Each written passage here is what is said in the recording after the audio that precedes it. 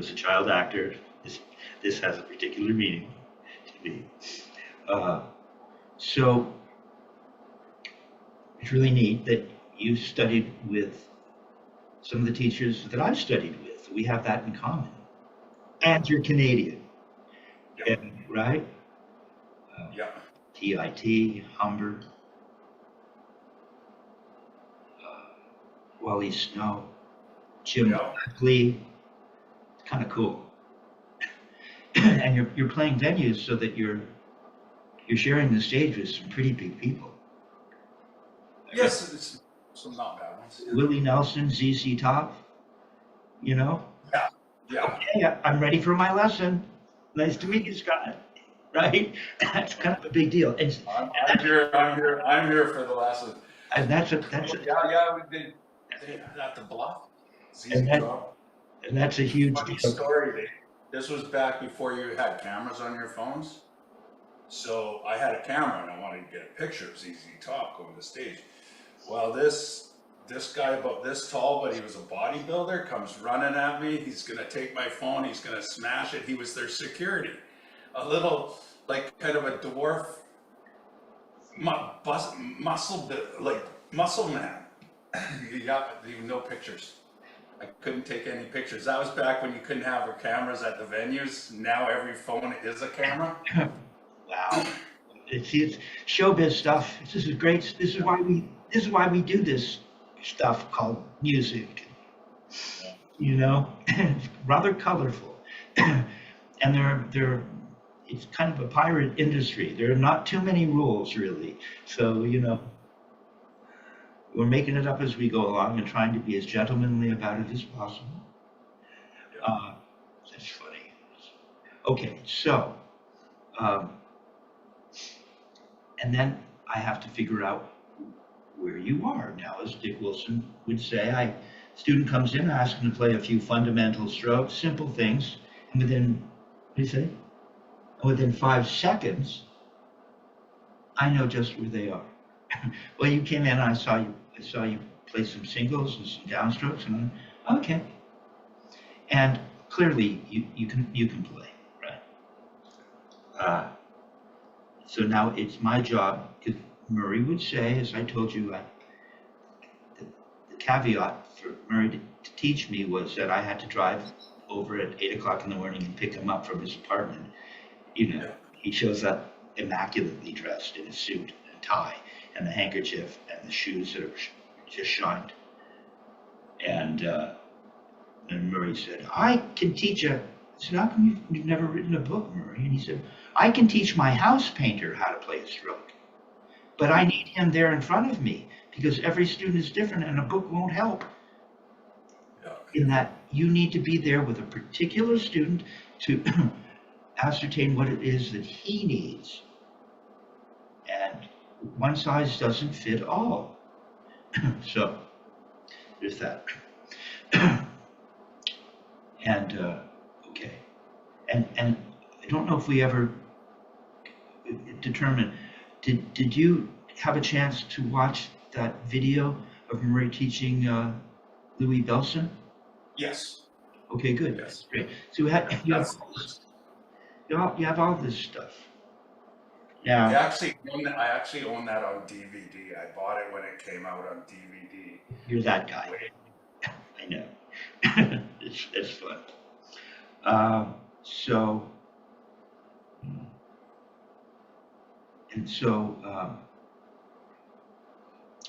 Do you remember what was the last stroke you were working on with Wally? Do you remember? Do you have any of your lessons? They're at my mom's house now, but like I've worked my way through most of this stuff. Okay. Yeah. Okay. Like Who you there for, buddy? that kind of stuff. Uh-huh. Okay, well so I'll figure this out as we go along. I love the challenge. It's awesome.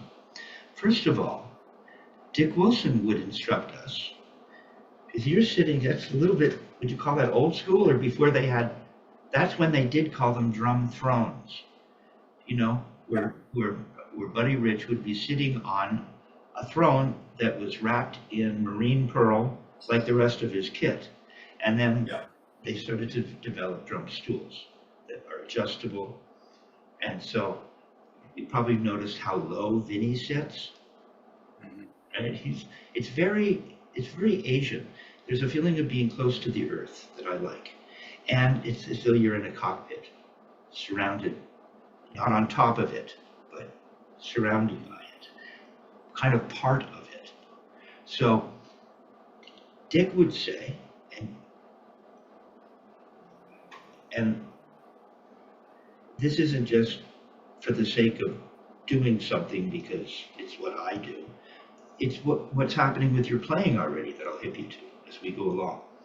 But Dick Wilson would say, and everybody's body shape is different. Everybody's distance from shoulder to the anticubical fossa is different. But typically, running the pad from navel out see, yours is a little low. So my pad is higher. What I would suggest, because Dick would say a virtuoso sits so that their thigh is just slightly angled. Now, if I were on pedals, that wouldn't be what Dick was talking about. I'd be sitting too low, according to Dick. I like being a little low. That's my preference. But so you are like you're uh, virtuistic on steroids.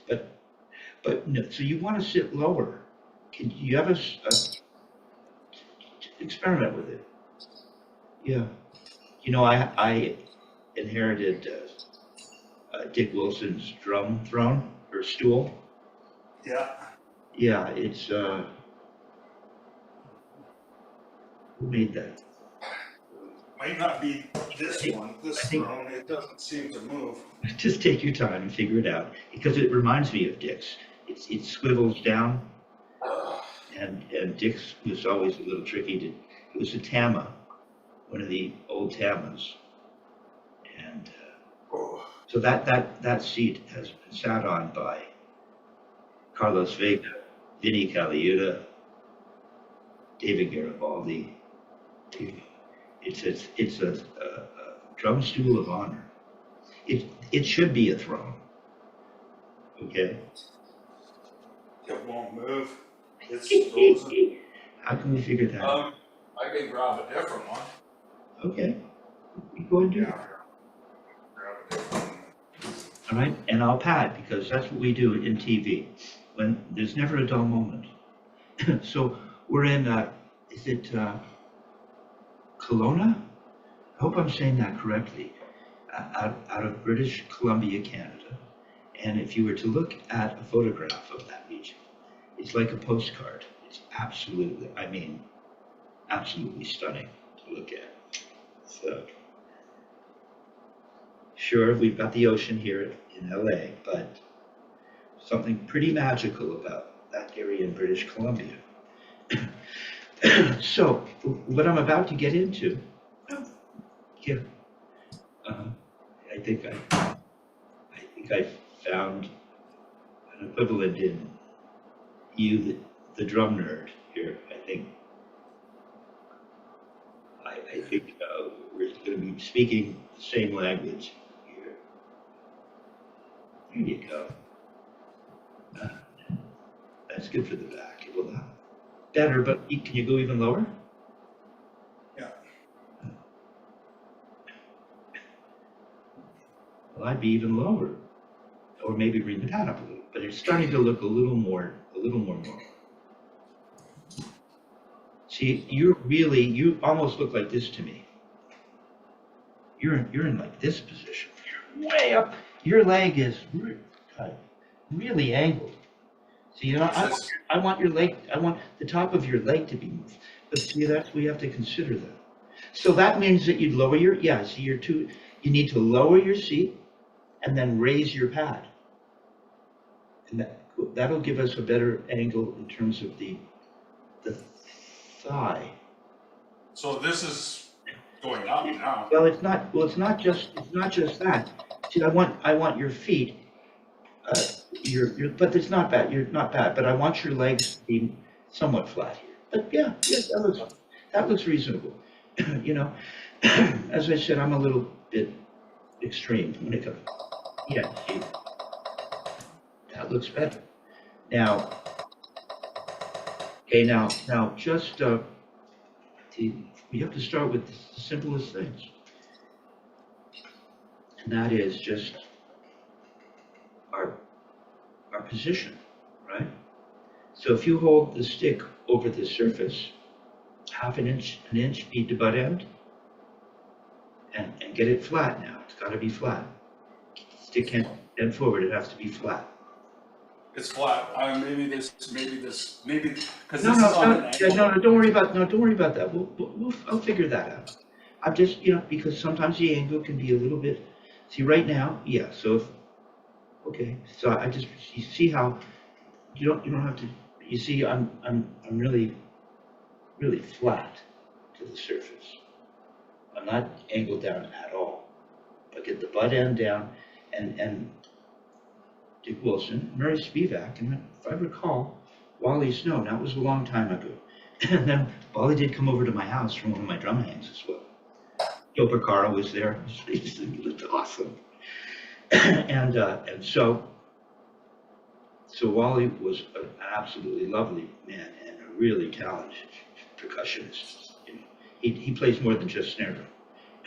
Yeah, yeah. You see, it looks really nice, and now you're nice and flat.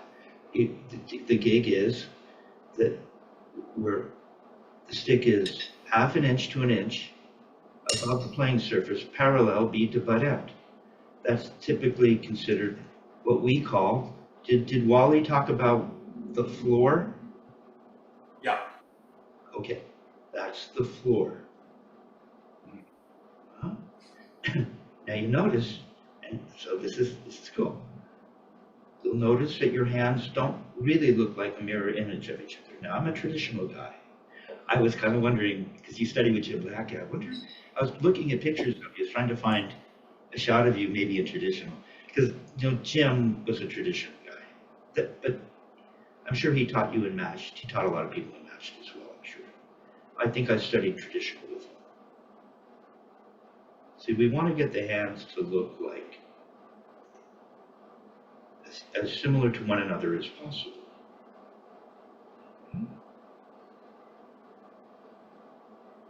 So, okay, so it's already a little better. Now, is your left elbow poking out a little? Or are you really letting the arms relax? So I highly recommend, are you familiar with Chuck Silverman? Do you know about Chuck Silverman? Yeah, I know Chuck. He has a video. Did you meet him? Did you hang? Yes, oh yeah. Oh, that's great. Yeah. So Chuck has a video where he's like standing with the sticks hanging, and he I goes, see "See, that. yeah, see, he says, see, you're half turned over. Notice if you really, because you're into what's natural, right? You talked about that at the beginning.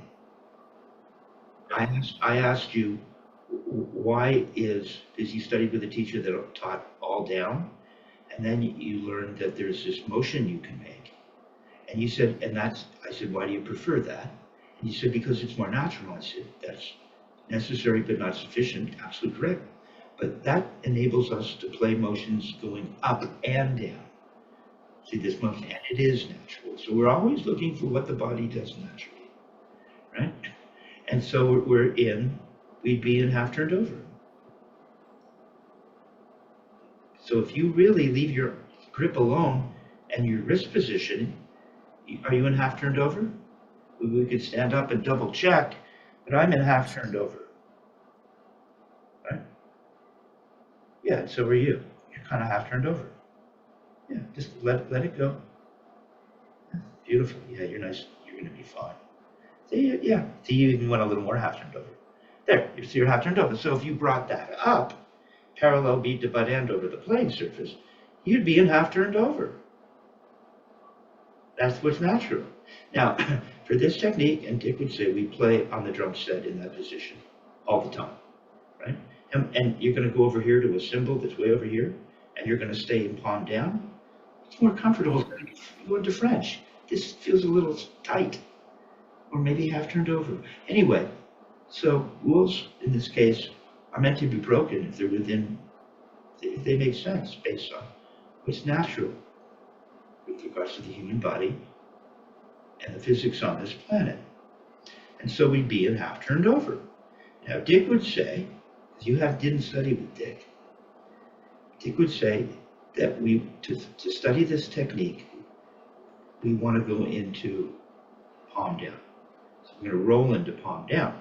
And the way you recognize that you're in the position that would be recommended by Richard Wilson, for instance, and I'm sure Murray, although I don't remember Murray mentioning this, is you can't see the bottom corner of your thumbnail. See, if you start to roll into half turned over, now you can see the bottom of your, I know it's that meticulous. So you want to roll over, because if you roll over too much, it gets tight, right? Yeah. Now, you have a nice downstroke. I watch your downstroke, it's pretty good. And I can tell that you've been playing on big stages with what the likes of ZZ Top kind of thing, right? Where you have to project. And you've got amplification all around you. And then you're in a symphonic setting with the conductor for Bob Denver, and you're right next to the cello section, and they need you to play more quietly, right?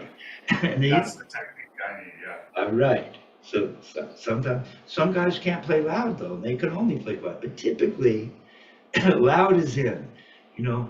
So now we have the understanding of positioning and height of pad, height of drum stool, right?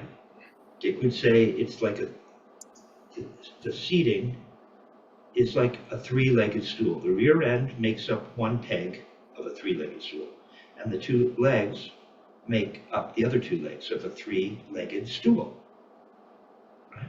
So he'd want you to sit, make that T, sit up, Kevin, sit up, you know, which you're fine, you're good. Okay. Now, when you go to play singles, go ahead and play singles for me. Go to the cymbals? Singles. Oh, singles? Wrist or bounce? That's interesting. That's an interesting distinction. That's fine. Whatever you want. Okay.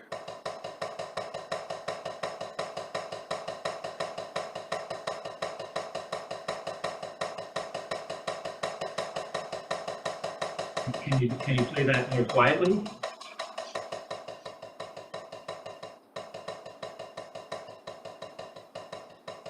Okay, now bring that up.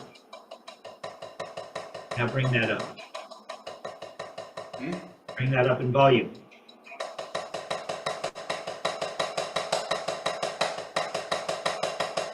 Louder, louder.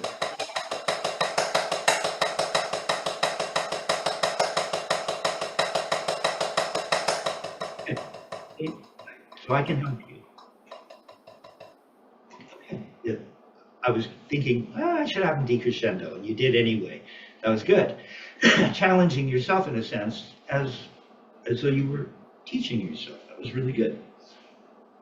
See, I think you're missing, and you've been like watching the Chad Wackerman videos, right, on the drum channel, which are great. I told you I featured Chad at one of my drum hangs. He played on my drum set. And yeah, and I'm trying to remember who I had in the band that day. Maybe David Garfield, would you? Okay, so pardon me. Okay, so there's some basic thing, some fundamentals you're missing. That's a really big deal. And now, sometimes I always wondered why the things I finally started to understand. It's like, why didn't anybody tell me this sooner? And maybe I wasn't ready. So, you know, because when I listen to the tapes of myself with Murray Spivack, I don't shut up. He's handing me the Holy Grail, and it's like, yeah, whatever. But how do you really play? It's like, God, Ah, Kevin. So part of the gig is learning how to be a really good student. And that means quieting the mind. And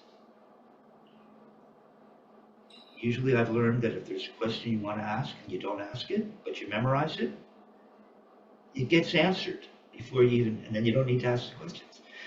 So by being more quiet, the information flows in a more natural way.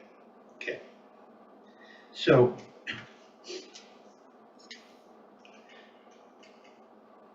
now it's okay to play in half turned over, which is how you play your singles.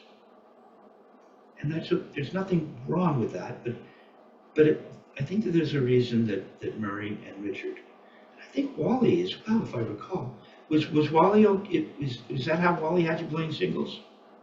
Um, I turned over this way too much?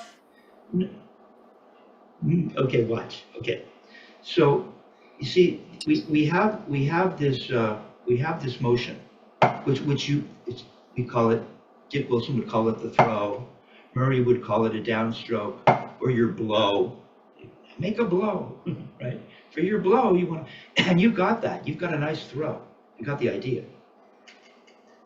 And you had also had the idea of making a tap to a throw.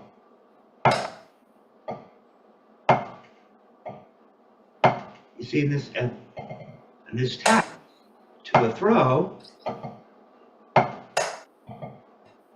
starts to look like that. So if you're going to play a double, the gig is we want our hand. We want to learn how the hand works. And we learn how the hand works, Scott, in a palm down position. While most techniques talk about fingers, and this technique at the end, we'll get into fingers, but the real gig is, as Buddy Rich would say, it's all in the wrist. And I like to think of it as like the bye-bye motion. As a kid, if you're going to wave bye-bye, that's because a little kid hasn't learned about the muscles connected to the to make that would control their finer muscles, right? Muscles that control the fingers, that's more complex. So a little kid wouldn't know how to use a knitting needle. They wouldn't understand, but they do understand this. They feel these bigger muscles, you see. So relax your arm now, because we all never want to lose this feeling. If we're going to come up and do anything as a demonstration, if you're teaching, yeah, you see, it's like that. So the wrist in French doesn't turn as nicely. Go into French. No, into French. Yeah, now French. Yeah, you can't do, oh, see, it only turns up about that high, right? Turn up. And you're getting it all the way up to here. How are you doing that? Well, you're poking your elbow out of the way. But yeah, my wrist seems, I think most wrists, there's a certain radius, and it would only go about that high. And leave your elbow relaxed, because you're messing with the experiment. If you start changing that, say, yeah, and now just the handshake position, and you bring that up. It only goes up to about there, and anything more is like that. Anything more is uncomfortable. But in matched, Murray would say, everyone goes to play a backbeat, and they go into matched. Because French and half turned over might have a little less range as well. But in French, it's only good for pianissimo, maybe mezzo forte, maybe, because you can't turn as much. You can't turn as much. Now look, you're going to say Billy Cobham doesn't know how to play? Really? So, and I recognize that because, oh my God, right? So he figured out a way. For this technique, we just want to honor this and not use that example as a way to justify doing other stuff, thinking, it won't matter. This really matters. This is the whole thing. And once you get this, then Dick would say, go and find those other techniques that other people are doing. or somebody shows you, and then learn how to do it better than they do it. That was his approach. You don't run from it. Okay, so what you're doing is you're missing a huge chunk of it. So it's immediately going to get better, I predict. Okay. And that is, when you were playing, you were playing, let's see, you were just, now I like to do this in traditional, so it's a little, there's a little more concentration, right? And it's just nice mellow turns. See, I'm in palm down. Here's what you look, and so that's part of it, because if I want to start to make throws, let's wait till there's a little bit of a lag. So let's let that go away, right? Oh, did you freeze? Oh no. Let's wait and see if you come back. Oh, there you are, good. Okay, you froze for a minute. It's the Canadian geese getting in the way of our reception. Okay, don't play for a sec now. Don't play. Let me hip you to it. So we're just here, right? I'm just doing this kind of thing. Now, you see, if I'm in palm down, it makes it real easy to make upstrokes, because I'm already in a position where if I start to speed it up,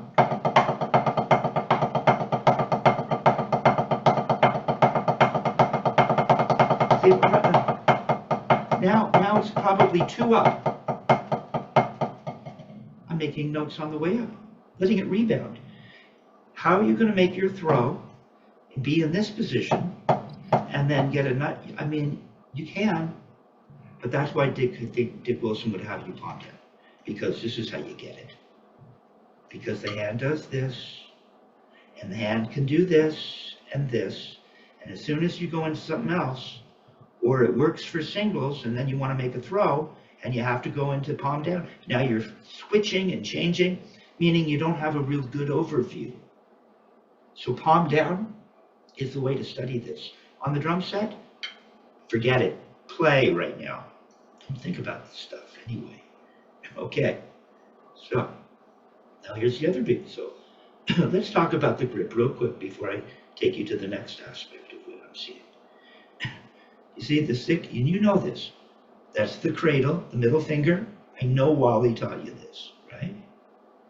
Yeah, I know he did. And then you put the first finger and thumb on it. Did Wally call? I don't think he did. What did Wally call the first finger and thumb? Or what does he? I don't know. I don't remember. It's a long time ago. I know, and me too. So if I misinform anybody about what Wally's going to call me, or he's like, what the hell are you talking about? So my apologies if I make mistakes based on my lack of development in terms of what I learned from him, or if so much time has gone by that I don't remember. I remember, though, I don't remember him talking about what to call them. And who cares? It's just a word. But maybe it helps to have a name, because it's informative. Dick Wilson would call the first finger and thumb the guide. Down, they're the guide.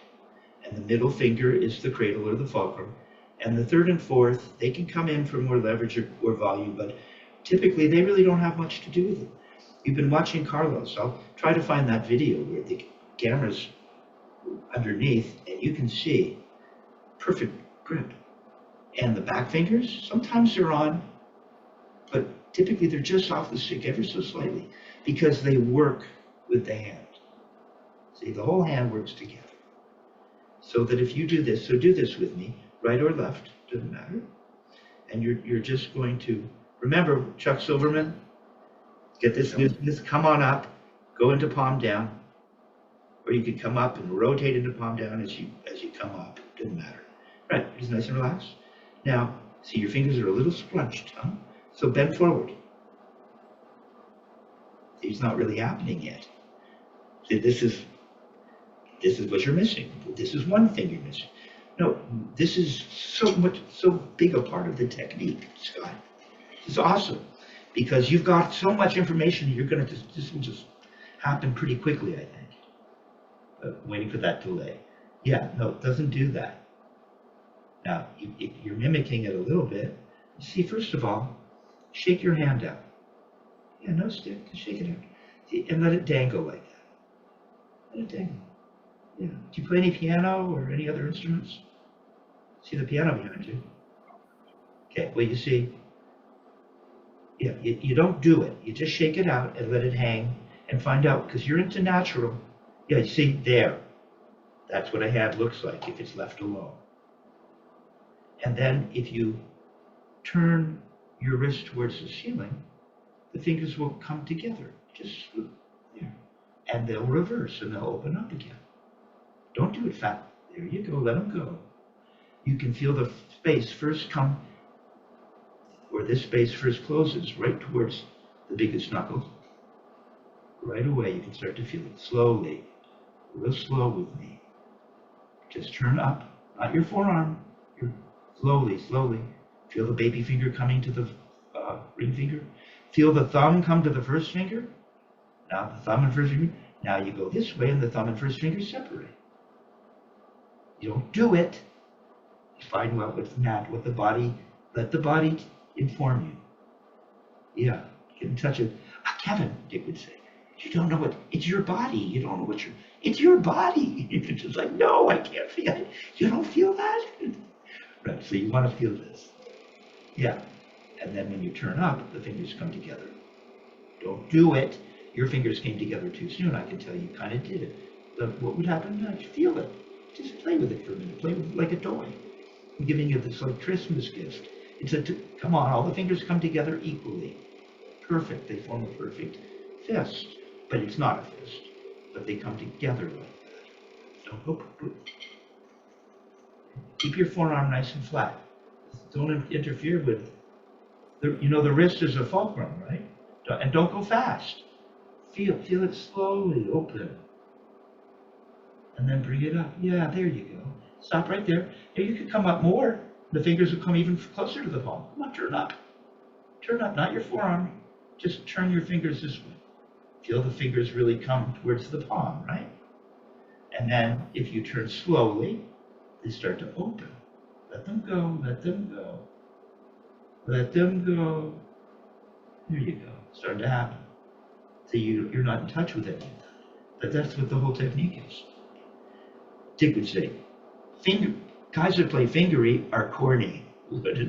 Yeah, that's what, see, there, now you're feeling the body working.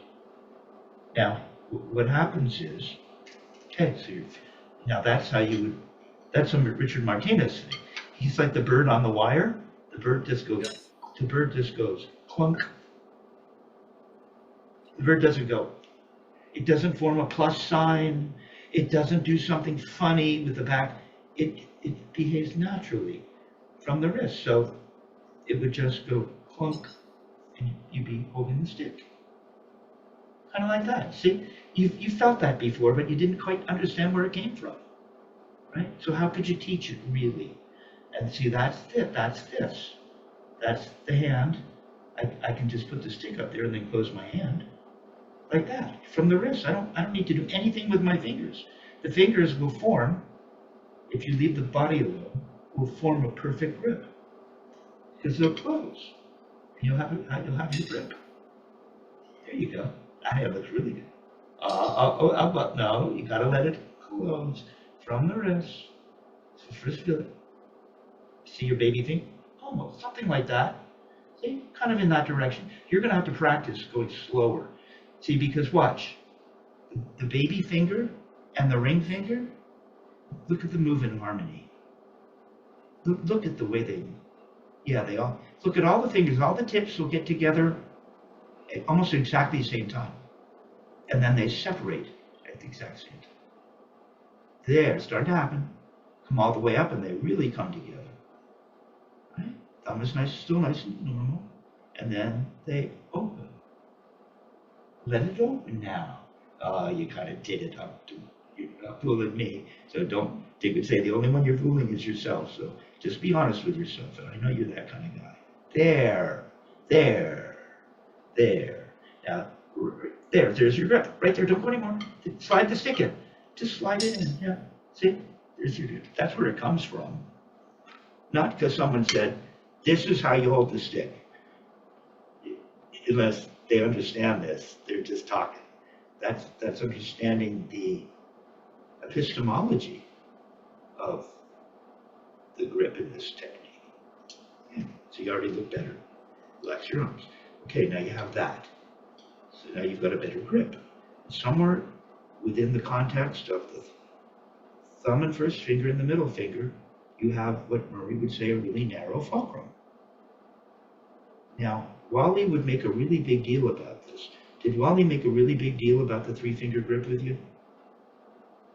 I do remember him spending a lot of time on the three-finger grip with me. Okay. Well, you see, he's correct. And then once again, the onus might be entirely on me, or maybe there's a way of explaining, because I went to Dick Wilson, and he said, you don't have to, you can let the other fingers, he didn't make a big deal out of it. He was searching for something a little bit different. But ultimately, even Dick Wilson would, it really is a three-finger grip.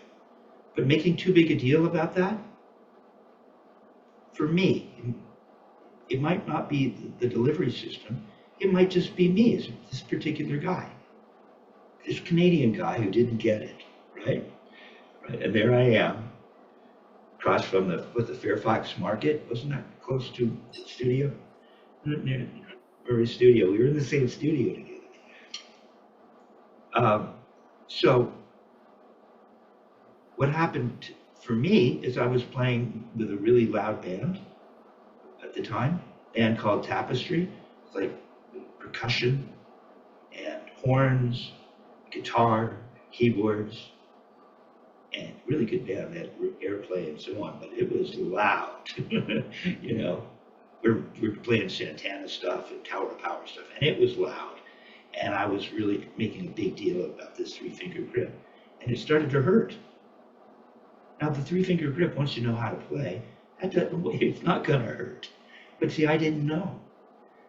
So just be aware, because I know that you came from a certain perspective while you were out here. So yes, it's a three-finger grip, but really we want to focus on as well some other things. Like, how about this?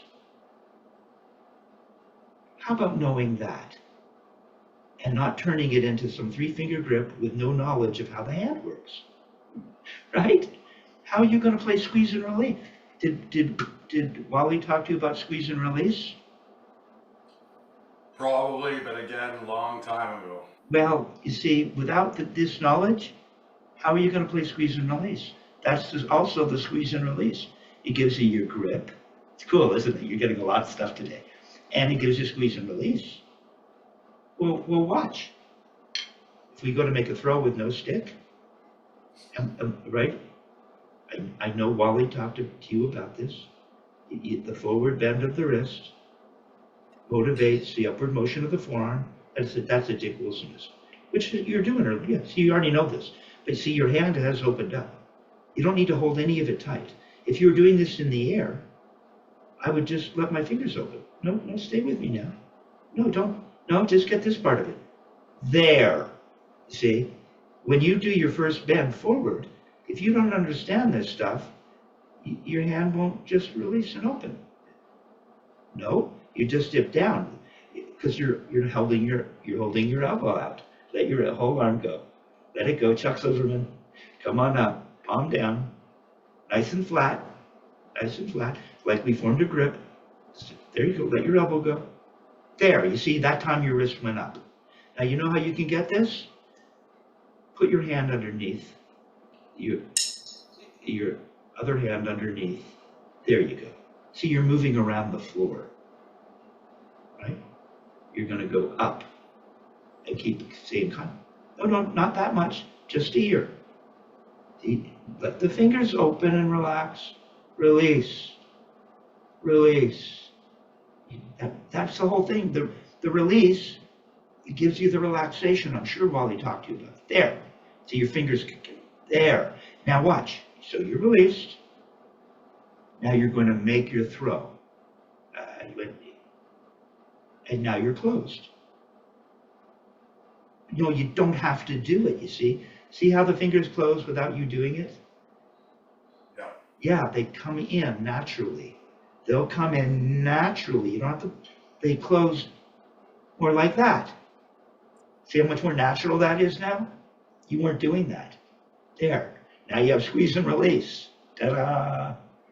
Not some motion that looked good and was giving you a lot of what you needed, but you're not getting that. There. It's like clapping your hands. Feel it's a real natural. Open, closed. Marie would say, you're loose going up and you're tight going down. He says it in the video with Louis. See? You're loose going up, tight. Now, what does that mean? It doesn't mean you're tight. It just means the hand does close. You want to call that tight. These are semantics. So you have to be careful with words, but that's it. Got it right away. Here, see? And it's all based kind of on this.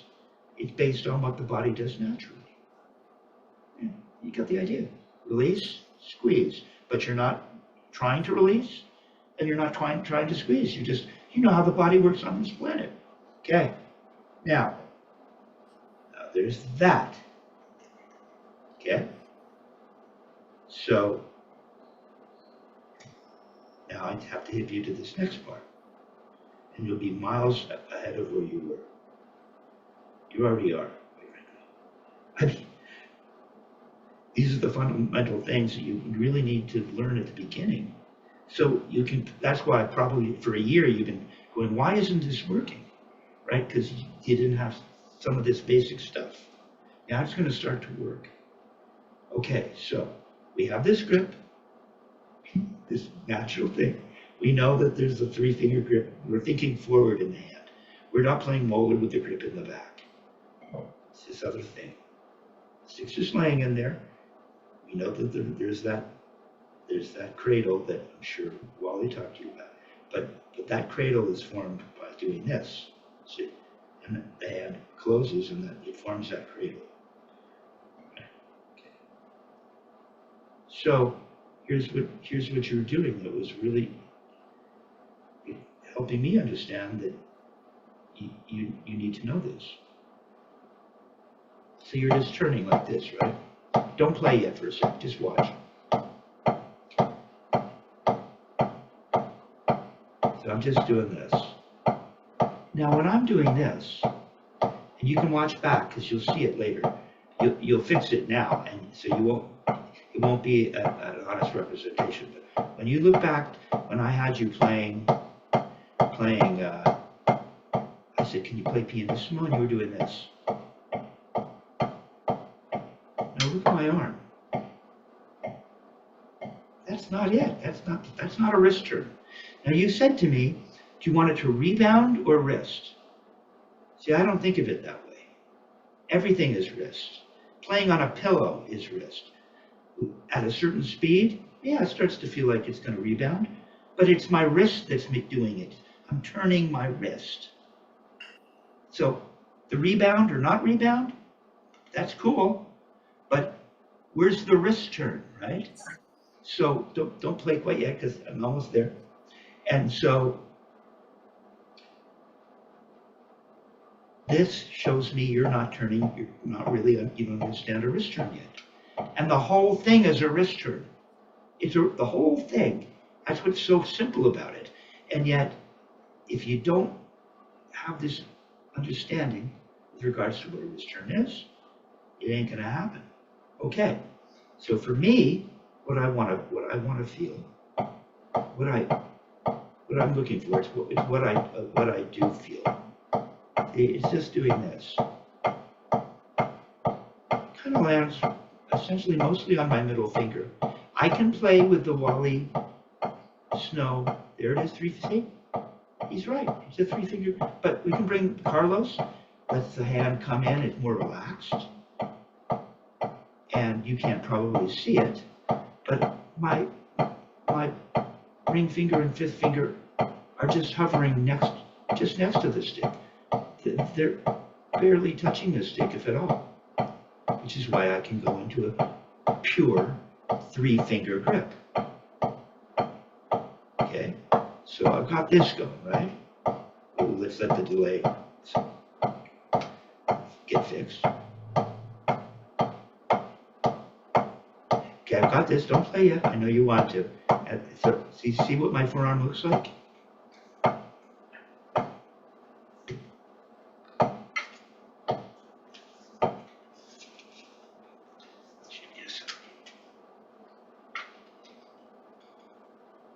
This is going to look like.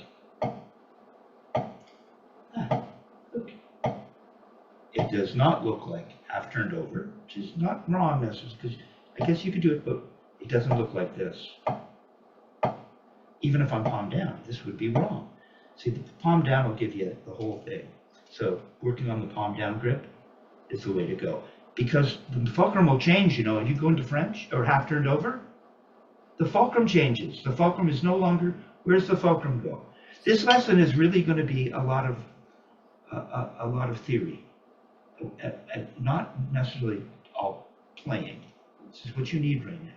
There'll be plenty of playing. I need you to understand this stuff. And you can teach yourself when you're away from me a little bit. You come back and it won't disappear. So where does the fulcrum go in half turned over? Do you know about that? Go into the chucks over and leave your elbow alone. Stop, leave it, chuck, yeah, leave it. Okay, now you're going to go into, I like that you want to feel it. Now go into half turned over. No, half turned over is Chuck Silverman land. That's how the thing hangs, and the thumb is up a little bit. Palm down is the thumb facing the wall. Half turned over is rotate towards French. In the right or in the left. Or the right. Okay, you're in palm down right now. I can't get you out of palm down. Show me half turned over. I want to show you something. This way? There. Now, there you go. Go to half turned over. That's how you like to play your singles. But it changes the fulcrum. Where's the fulcrum now? Where's the fulcrum? Challenging you. Do you know where the fulcrum has moved to? When it's over here? Yeah. Half turned over. It changes.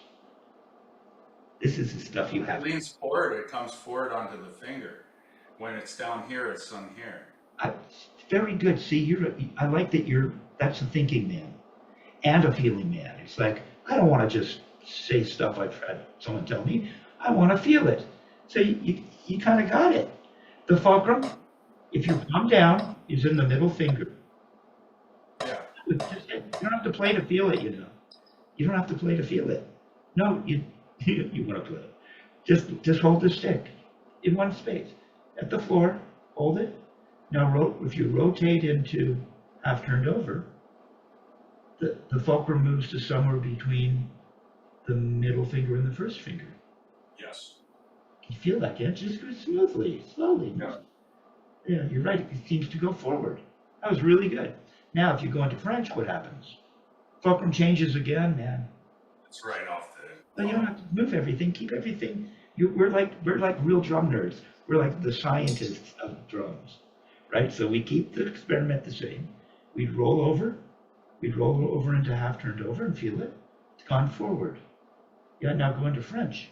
It goes even more forward. Now the fulcrum is the first finger. Ta-da! You need to know that. Okay. So by changing your grip, if you don't know it, and it's all magic, it happened because you just did it and you felt it. But you have to understand that if you're going to do that, and you're imagining that the fulcrum is in the middle finger because somebody told you it is, that's going to muck you up. You'll have cognitive dissonance. It'll interfere with your playing. Okay, so we're palm down. We know where the fulcrum is. And you want to do this for pianissimo. That's like, no, that's not a wrist turn. This is the most important thing I can give you today. Watch. A wrist turn at that volume is this. Now I can do it fast, but just to keep it just nice and slow so you can take it in. I'm just turning, and notice what's my arm doing.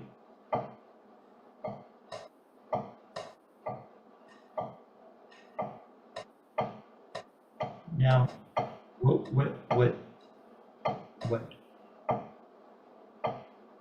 Jack Verga, you've read Jack's book, and Dick Wilson would talk about free fall. There's two kinds of forces. And I want to keep things flowing, I'll just tell you. But there is muscular force,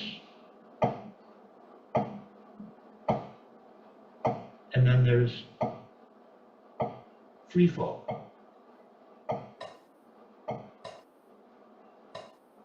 That's the idea if you lift it up and it comes down kind of thing, right? Up to come down. See, you lift it up, it might be harder to go up. It's harder to go up. And you don't want to stop at the top, because once you get this thing going, this is what we're doing slowly, sped up. See? So once we put the stick into motion, it can stop at the bottom. For now, what we want to do is wait at the floor. And I'm only coming up, what, 2 inches? I lift it up, and it just goes clunk and comes back down. You don't have to force it down. Try using free fall from front. But you have to lift it up. You have to stop at the floor, 1/2 inch, only a couple inches. Feel free fall. See why this is what's getting in the way of your pianissimo playing. This is it. We're fixing everything in one lesson. Come on, Les. You know that the volume with this technique, volume is the height of turn. Didn't Molly tell you that? Yeah. To play loud, we turn higher. I'm sure you did, but over the years it just got beaten out of me. With this technique, we get volume by staying relaxed and turning higher, not playing with more muscular force to get louder. We turn higher to get louder.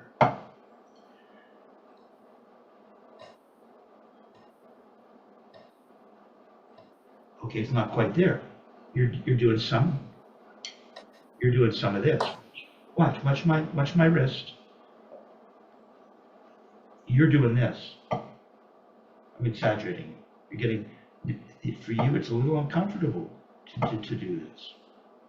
So what we want to do is we want to find the floor. There. You have to lift it up. No, not smooth. Everything Murray did was elegant. So just lift it up like 2.5 inches. Okay? And let it drop. You don't see, if you add muscular force, you end up rolling around the stick. Here, just with no stick. Watch. Now you can pretend you're holding a stick. Okay, so in the air. Now let that hand be normal. Don't feel anything weird. Yeah, you're right. Remember, it's this. Let the hand open. Come on, don't bend forward with your fingers together thinking, no, the fingers, the whole gig is they open and release. And let them open. And then you close and they'll come together. Nice and smooth.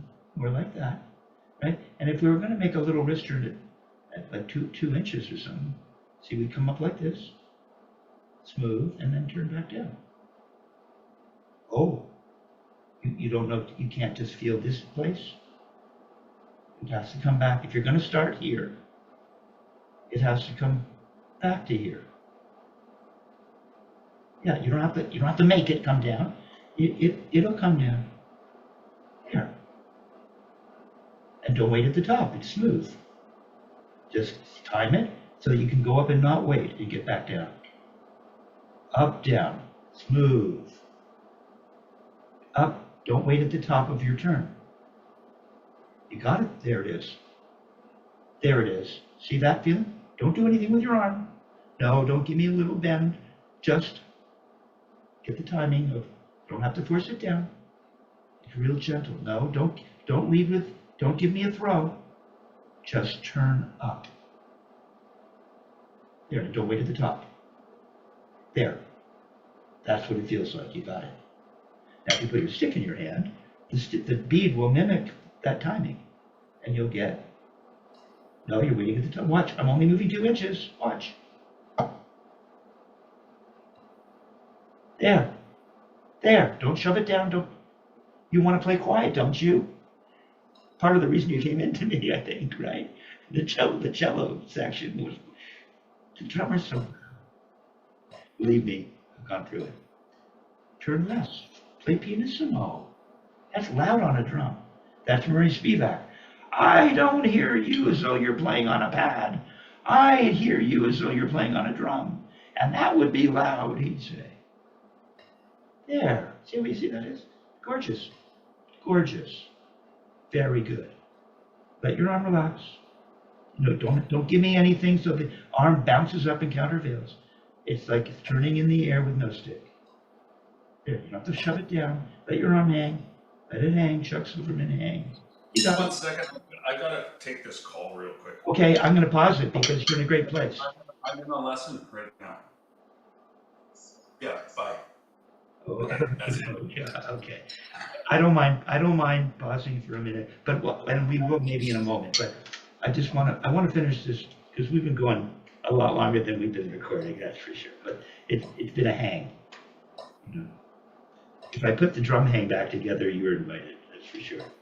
Okay, so all right. No, we don't need to do it. It's literally nothing. There's nothing to feel, dude. First, you get your grip, so the hand knows what it feels like to let go and be. Just shake it up for a sec. Get to know it. Yeah, there you go. Turn up. Fingers will want to close. Huh?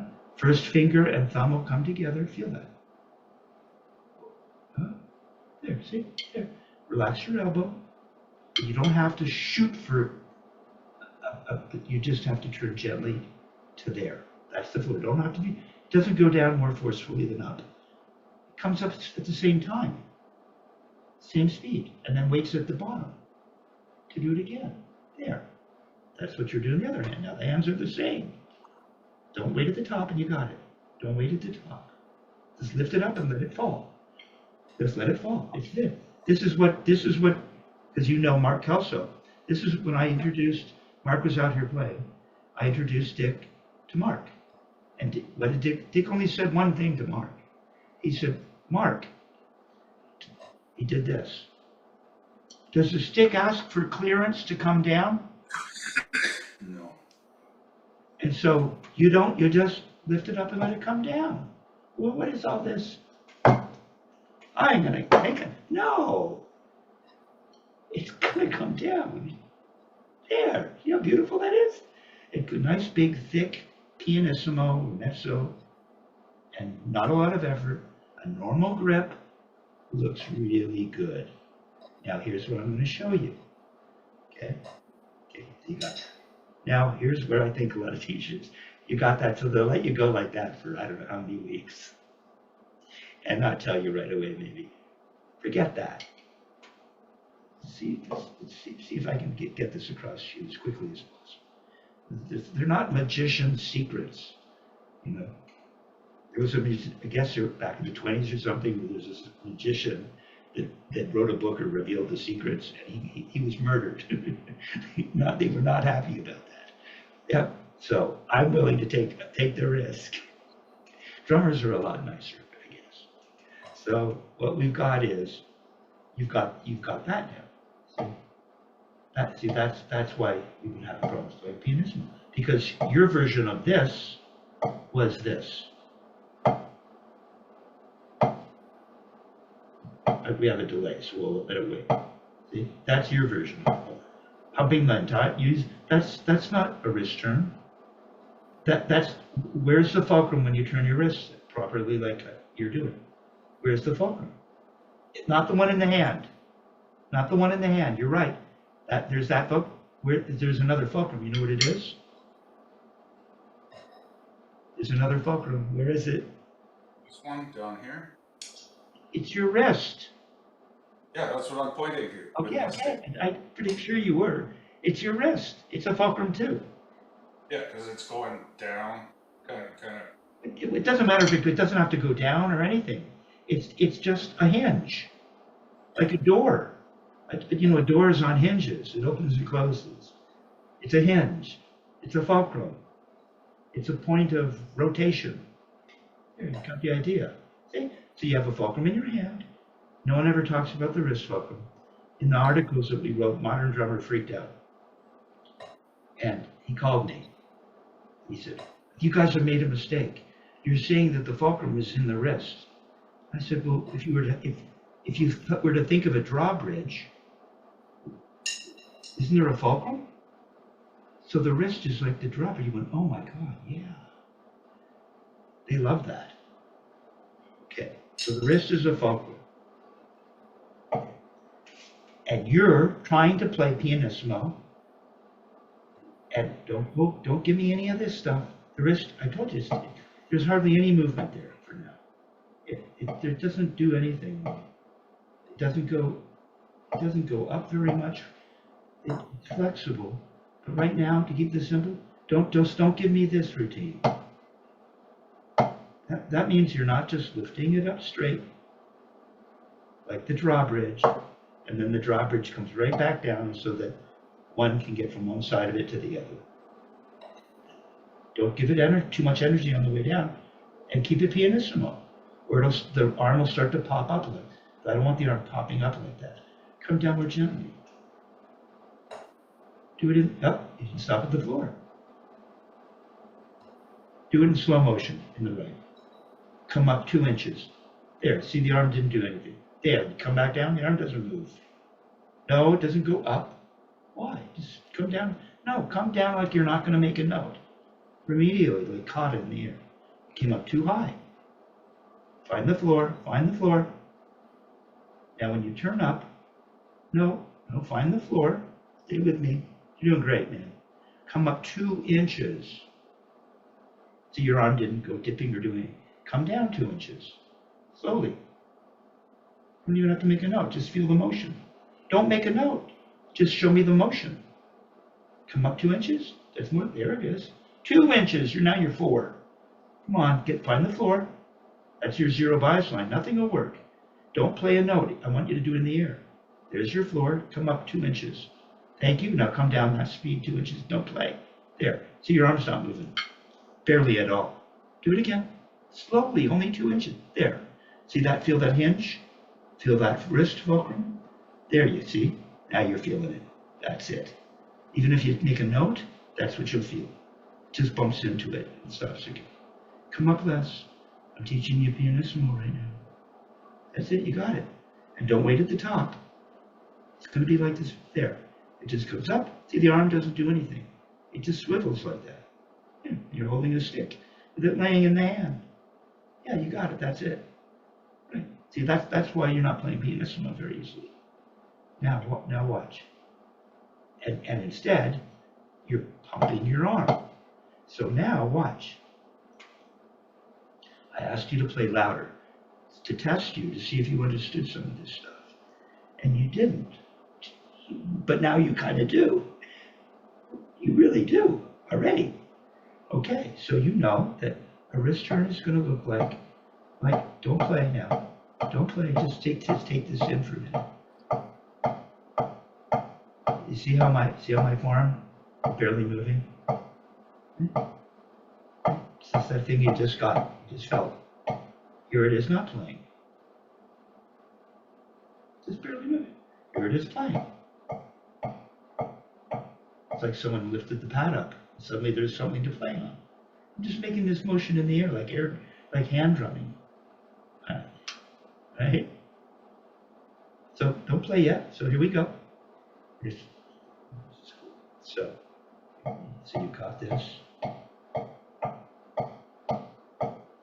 And you've got this. Everything's working. Don't play now. I want you to watch the wrist connected to the arm or forearm area. See, now I'm going to start to turn higher.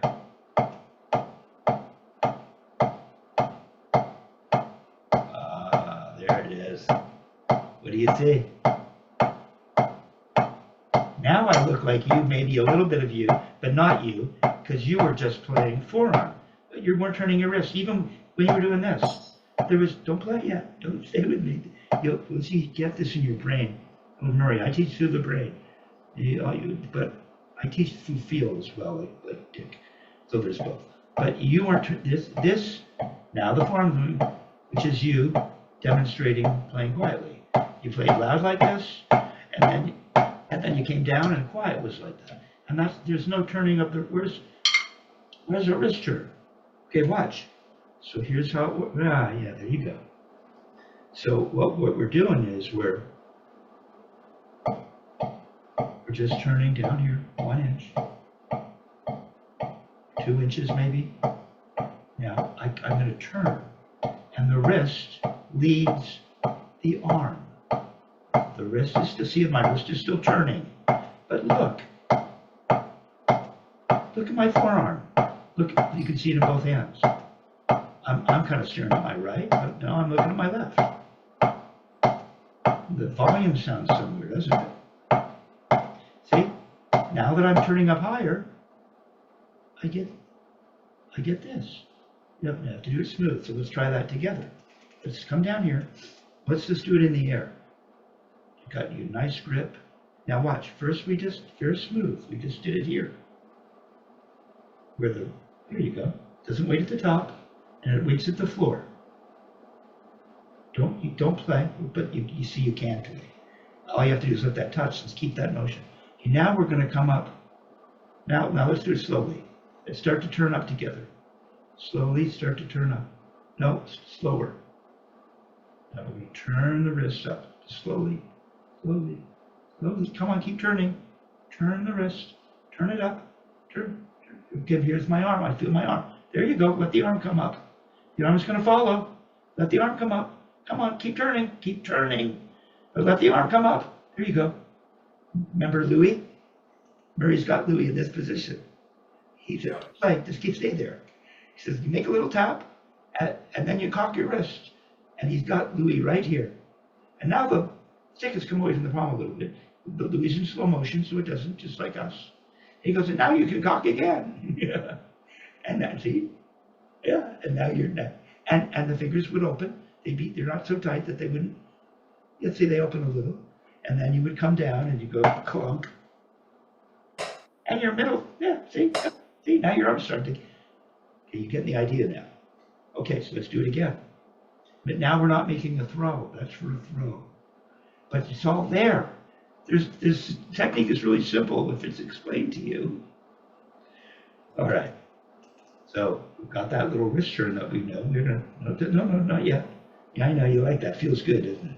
So we're just going to turn up slowly because now we want to play. Now we want to play match solo last. Turn up. Keep turning your wrist. Turn your wrist. There you go. Forearm's going to start to follow right about here. Are you going to get the stick to come up? If you're good. Yeah, let the forearm keep turning though. Keep turning though. There you go. Stop. You're nice and up high. Kind of perfect. Okay. And then you're going to turn the wrist back down and let the forearm follow. There. You got it. That's how you get volume. There. Now, if you're going to play quietly, that wouldn't happen. Why would that happen? See, now you've got full range. I was going to call this technique, I'm going to call my technique, the from technique. Always looking for an angle. Full range of motion technique. You ain't had full range of motion until just now. You got it. See, the arm follows. Boom. Now, there you go. Now, if you're making pianissimo, the arm's not going to follow like that. You'd just be turning your wrist down here. Right? Just be turning your wrist. You'd be turning your wrist down here. If I want to come up, well, watch. Now it's going to come up. And you get that. And it's nothing. You're nice and loose. 3 finger grip. You don't hurt yourself if you understand the whole thing. Yeah, yes, sir. Okay, I know you think I can do that, and I know you can. But it starts off little tiny wrist turns, and don't give it a lot of this, or the arm will start doing this, and it shouldn't. At this volume, if you understand how the arm really works, because it's connected, it's part of a wrist. No, don't give me this. That's the beginning of a throw. No. To get it, you just do it in the air. To feel it, I had you just do it in the air like this. 1/2 inch turn. It's got to get flat. All this stuff has to happen. And then it's really easy there. No, go slowly. Stop giving it juice. We want quiet. Do it in the air. No, do it in the air. See, you're finished in a bent forward position. That's like a position at the beginning of an upstroke. You have to be flat. So you're there, flatten it out. Yeah, relax your elbow. Now don't play. Yeah, just relax it. Don't pull it in, but relax it. Good. Now you look flat. See how flat that? Don't play. Now lift it up an inch, slowly, and don't play and come down an inch. No, why did it bend forward? Why did that happen? Why is this up? There. That you don't want to leverage it up. It's tiny. Go up an inch and come down an inch. There. Now you're not leveraging it, your arm up. That's what it looks like. If you turn higher now. A little higher, slowly, just like that. Over the surface. Arms, come on, turn back down. Don't stop at the top. Wait at the ground. Turn back. Now feel the arm wants to, no, come on, you got it. Yeah, see, that's where that happens. But when you come back down, if you're there, you're flat now. Should be back to flat. Everything revolves around the floor and this, there.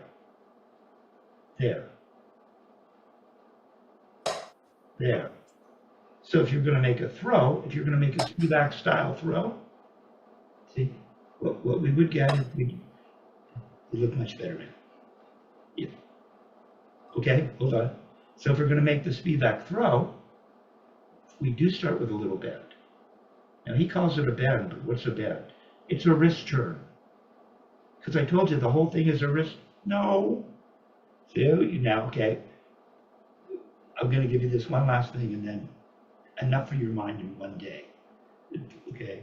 But we're flat, right? You got to get the flat. You got to have how the hand makes a grip and everything normal. And then you're just flat. Yep, you're flat here. Beautiful. Now, remember I had you put your hand underneath and do that? Okay. Now you're going to put your finger right here on the bead. And you're going to turn your wrist. Don't lead with don't give me a molar. Just bend your wrist, turn your wrist.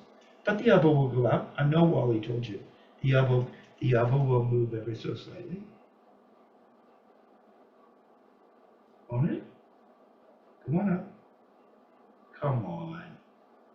Come on up more. Give me a Dick Wilson. Come on up. Come on up. There! Now your elbow, see, your elbow will move. See, you're not connecting all this stuff yet. Come on down. Unravel it. Unravel it. That's a Dick Wilson stuff. And Marie would complain, and so does Wally. Dick Wilson students come in with a gooseneck. Well, I think he was trying to loosen up their arms and really make sure that they had full knowledge of it. Don't point your first finger. Normal hand wouldn't point. That's your guide. Don't lose your guide. Okay, so if we only come up this much, come on, you know it's going to tingle there. Yes, it doesn't seem loose. There. Yeah, now your elbows there. That's what a wrist turn is, and it does start to motivate the motion of the forearm. Okay, you can go up to tiny. You got it. Let that elbow go. Now, Murray would only have you come up about that much, and then you're going to do, this thing where the arm follows. Now from here you're going to do the Murray thing. Let the arm follow. You didn't really turn up enough. You didn't turn up enough to look at the arm to follow. Do it slowly. You're kind of already doing that. There, see, you already know this. There. Now, if you want to do a Dick Wilson, but now you understand what's happening. It's not a mystery anymore. Clearly, you didn't understand what's happening because you weren't turning your wrists. Now you're turning now it's all a wrist turn. Now we'll just do the Dick Wilson style throw, which means you're going to go up. Right? If you do just a little, don't go making it happen. You know it's going to come out. So if you move, if you know it's going to come out, if you come all the way up, you know that it's going to start to have some of that feeling now, even just a little. There you go, you got it. See, the whole arm is activated, isn't it? Now go up some more, because Dick Wilson knew we were going to play with you know, ZZ Top's amplification on the bandstand. Loud. So now you're up high. Now let the arm follow. Come on, turn up. You, I want more. Yeah, yeah, you need to, yeah, yeah, I know. Yeah, now watch. You need still, you know this thing you got when you turned up and the arm started to follow? Mhm. Now that we've come up this high, stop, don't come up too much higher. Right to there. Nothing, yeah, see? Now you've got to feel that arm follow.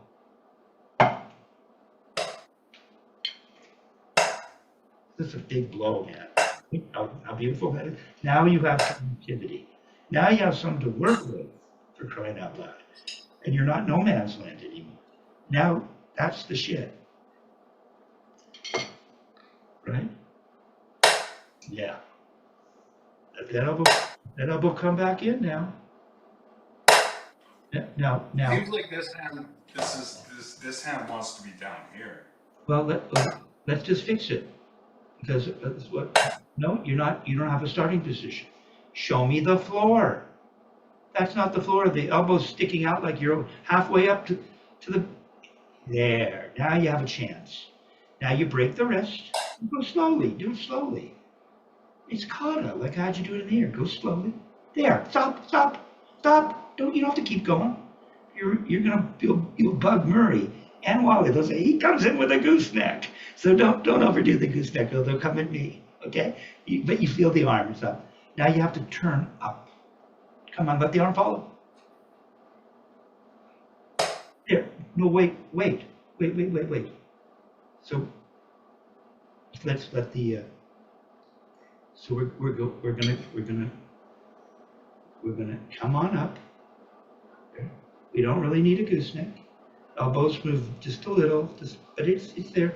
You could do a Dick Wilson, or you could go right into the Spivack, turn up to the ceiling. Watch. Let the forearm follow it up. I'm a little higher than you. Turn your wrist, because that'll lead the forearm. Now, yeah, your arm's just kind of hanging, elbows a little away from your body. Now just let the whole thing collapse. Just you turn your wrist.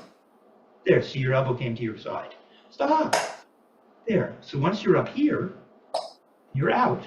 Everything comes back in. It goes out. You're up here, and it comes back in. It's getting better. There. The elbow comes back. Now you're where you started. You go back to where you started. That's what your right hand was doing. Now you look like a mirror image. You've got a decent grip. You're flat. You're kind of like, welcome back. Welcome back to LA. Right? You've got the LA a snare drum technique thing going now. Again, you're back. I'm just going to have you play with that stuff. I mean, I can give you tempos for singles, but what you're going to do is just take your time. You can just play singles hand to hand as slowly as you want. You can even just do one hand at a time. But if you start to, and you should use a mirror, it looks good. If you start to see your elbow sticking out, if you start to see this kind of thing happening for a little pianissimo turn, it's this little thing that's going to get bigger and bigger. If you start to see that, you have to stop and fix it. Okay? And just so what you're going to do is you're going to spend time meditating. You've got the library. You've been through the library. So you're just going to work on singles, and then you're going to, and I'll write this down for you, and then you're going to grow them in volume. And I don't care what tempo you want to play. Whatever's comfortable. Now, if you're going to grow them in volume and turn higher, you have to get to know where you're on traditional. In traditional, it happens too. And you see Murray in the video, and he's got giant hands. He goes, now you're up here. You see? You see that? Now you're here. Yeah, and now you're here. And the sticks are the same height. It all fits. It's gorgeous. And so as you build volume, you stay relaxed, let the arms follow. If you see something breaking down, you stop, which I'm sure you've heard Murray say over and over. You've read it at the beginning, the introduction to stick control. I mean, it's well documented, but it's hard to do. It's hard to take a breath. So, but you're nerdy enough and you're serious enough where I think, and you've got your mirror, so just be honest with yourself what you see and use this information to inform yourself in terms of how it is you're practicing. Excellent job. It was a lot of fun. See, the Canadians are so much, they're so polite. Such a pleasure. I'm going to turn off the camera.